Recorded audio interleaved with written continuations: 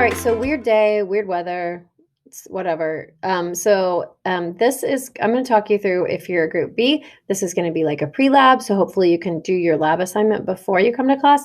And if you're group A, this is your post-lab. Your results are in Canvas. And so you can go check those out. Pretty cool stuff. So we're looking at PGlo Transformation Lab. And basically this little picture tells you that we are trying to turn E. coli, which are these little dots on the Petri dish, to have them do something that they wouldn't normally do. We're transforming them. And so we're using the genome, or a little segment of genes from a jellyfish. And they've also transformed fish and some pigs and cats. And well, you can just look it up. Anything glows. So this is our DNA, like not ours. This is the DNA for the antibiotic resistance. So that's another thing. We're going to have antibiotic resistance and we're going to have them glow. Those are both things that E. coli don't normally have. And so this is the gene that is typically there for antibiotic resistance, which can occur in nature in E. coli. And then we are adding in, or I should say we, like I had anything to do with it. The company has added in a genetically modified piece of DNA where they've inserted right before the stop codon a little glowing thing from the jellyfish. So they snipped a bit of the DNA from the jellyfish and they've inserted it into the DNA for antibiotic resistance. Of course, the jellyfish is not going to have that. That doesn't really have anything to do with them. And so it turns out that the protein originally looked like that. I love all the coils. You can see the alpha helix and all that beta pleated sheet stuff. And now, oh, voila. It now has this big chunk on extra protein, or an extra length of a polypeptide here inside of it. And that makes it glow, okay, under UV lighting. So here is your little simply drawn prokaryote. Prokaryote is a bacteria, is an example of prokaryote. And inside of it is this lovely pinkish color here, and that is its genome. Remember that the genome of a bacteria or a prokaryote is circular, unlike humans that have a linear chromosome, or unlike eukaryotes at all. So plants, fungus, protists, anything like that have linear chromosomes. Like there's a finite, it's a beginning and an end, where prokaryotes have circular. And so it's never ending, like circle of DNA. Prokaryotes' DNA is going to be a little more simple because it doesn't include introns that get spliced out. And it's also not going to be found in a nucleus because it is in the nucleoid region. There is no nucleus in a prokaryote. And often, so what we're doing with transformation is we're having the bacteria take up a small segment of DNA that is not inside the cell normally. They're called plasmids, and they are these little circles of DNA that occur externally, like in the environment. Could be from, leftover, some organism that got broke down, some organism released a chunk of DNA. Who knows why they're there? But the reason that we are going to be able to use them is because bacteria will frequently just kind of pick these up out of their environment. And if you stress them, they pick up even more. It's almost as if they are trying to figure out what will make them survive. And so they start picking up DNA from their environment to try to help them. And so they are often a little circular DNA. And the bacteria then will pull it inside and it will replicate inside the bacteria. It's self-replicating, that little thing. It will not join with the genome, separate, okay? But the bacteria's RNA polymerase will come over and make RNA from it, and then the RNA will be translated into a protein, and it will give the bacteria some properties like ampicillin, which is the antibiotic we're using, resistance, or GFP, which is the glowing thing, the jellyfish glow gene, and glowing under UV light. Normally the bacteria would not have those, but since it picked it up from its environment, it can express those proteins. So this is a plasmid map. I've seen one of these on the AP test in the last 3 years. I don't know if there'll be one this year or not, but what this basically is a drawing that represents what the genes, where the genes might be. Genes are DNA, don't forget, where the genes might be on the plasmid. And so this BLA part right here, this is your antibiotic resistance, but this particular, so this would be before it was gene altered, because antibiotic resistance can occur in nature. So this would be like the naturally occurring plasmid.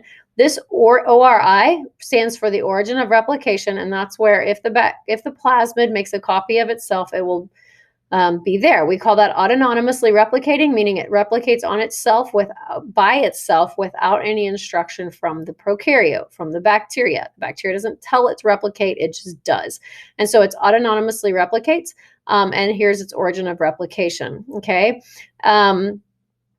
This one basically is our resistance one, and then you can modify them. Bacterial cell, right in the center of the cell, you have your nucleoid region, which is not a nucleus. It has a big, now you notice that it doesn't just like a little circle, right? It's like a massive circle that's all squished together and everything, okay? So it doesn't look real circular. And that is its genomic DNA, its genome, which is different from the plasmid that it can pick up from the environment, okay? There's a lot of different ways that they can map these, and you'll notice that this one has a bidirectionality. So that's ours that we're looking at today. It's PGlo. PGlo is the name that the company gave it whenever they created it. And so you'll notice that it's a bidirectional thing. So the arrows just tell you which way the RNA polymerase would read it to make the mRNA from it. It doesn't really matter. It doesn't have any bearing on anything, okay? This one is a PGlo that has base pairings on it. It tells you how many base pairs it is or how many the gene is. Sorry. But it's not real important to us that I mean, that's not a part of our PGlo lab, but if you see that, that's what that is. And then there's a plasmid. Now, the different parts that we have for our bacteria, pretty interesting. For our PGlo plasmid that we're going to try to get our bacteria to take up, there's our origin of replication. I've already talked about that. There is our beta lactamase, which is the thing that gives it its resistance to antibiotics. Era-C actually creates the protein that is the regulator for the glow. So, excuse me, if you've already done your operon thing, you'll know that sometimes we have a regulatory sequence in there that makes a regulatory protein that allows it to be shut off or turned on. And so the Era-C creates that regulatory protein that allows GFP to be turned on. GFP will not be producing any RNA or proteins unless it is switched on, and Era-C creates the regulatory protein that allows it to have a switch, okay? There's also a little promoter region right here that promotes it. So once there is a regulatory sequence there, there's a place for the polymerase to attach, and it's a promoter region. Okay, so it's a little region of DNA that actually allows the polymerase to attach. Okay, so once we get everything in, hopefully what will happen is that we will actually transform, and we do that by heat shocking it, which means we go from cold to hot to cold again, which gives an environmental change, which makes the bacteria more likely to allow these plasmids into the cell. Okay, and then this is just telling you it's kind of like a lactose or arabinose. The PGlo plasmid is it is a inducible operon, meaning that it will be off unless turned on. Okay, and these are the little diagrams that you really should know. Here's some key. This little arrow means transcription is on. It is producing mRNA. Okay, so since I don't see it here, that means it's not producing mRNA. And so this is a repressor. It's being repressed. The effector, lactose, which will also come along and it will lock into the repressor, changing the shape and moving it off so that then transcription can occur. In this instance, it has the regulatory sequence here, but whenever the effector locks onto it, it just changes shape. It doesn't leave, but yet still it was unable to bind. The RNA polymerase was unable to bind until the Era-C, the regulatory protein there, changed shape and made space for it. So this is actually the Era operon. This one's the one that makes arabinose sugar. Okay. It doesn't make arabinose sugar. I'm so silly. It breaks it down. Okay. And then so in this instance, then this is our GFP gene. And so you get the GFP gene is the glow. And so you have your same regulator. And in this instance, instead of having the other arabinose genes there to break down the sugar, instead it made this is what was genetically engineered in the lab. it makes it where it turns on the GLOW gene instead of turning on the arabinose sugar thing. So this clicks on the GLOW gene. Why would they do that? Well, a lot of times they're not sure if something has transformed, especially if it's a larger organism. They're not sure if it has actually uptaken if you don't give it another signal. And so this is actually a signaling thing. If it glows green, we know it's uptaken the actual genes. And so that kind of helps scientists to see, like, that's why you'd want to use it in practice and not just for a lab in high school or in college. But in all actuality, they will put tags, iridescent tags, glowing tags, things like that on different molecules so that they can be for sure that they've actually had it taken up into the cell. Okay.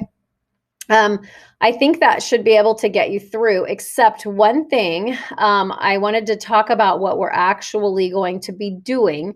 And so when we do the lab, you're going to have 4 different Petri dishes that you are going to be able to look at. And so I'm going to pull up one of our results from today. Okay. So this is kind of fun. We actually have some, trying to get one that doesn't have a name on it. Okay, so we actually have our plates from Group A. And in Group A here we have, you'll notice this is LB, and you're going to want to jot this down somewhere. LB is L'Oreal broth, or you don't have to know the name of it, but LB is a broth that is put into the gel. So the agar's like a Jello, and there's laurel broth put in there because that feeds the bacteria. So if you don't put any LB in it, they will die from starvation. Okay, and I'll get to the negative positive in a minute. LB here, yes, ampicillin, AMP, means that there is ampicillin in this particular thing. Ampicillin is the antibiotic. So, and then this one also has LB ampicillin. This one has LB ampicillin and arabinose sugar. ARA is arabinose sugar. So these are your 4 different Petri dishes that you're going to get when you come to class. If you're in Group B, if Group A, these are your results. So what this means is that I have already made the gel. I have put LB in some. I've put LB with ampicillin. I've put LB with ampicillin arabinose in some, and I'm just handing these to you already poured and ready to go. Then you have to do the negative and positive part. So the negative part means we did not give this any plasmid. So the plasmid, the little circular thing that gives it antibiotic resistance and glow, was not present in these. Like, we didn't give it to them. Was not present in these.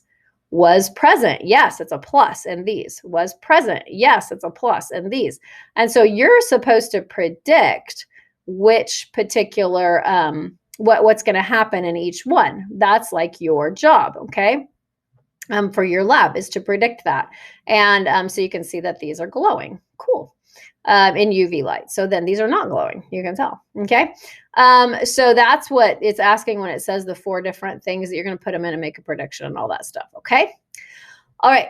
I hope that we get to do this lab tomorrow in class. Group B.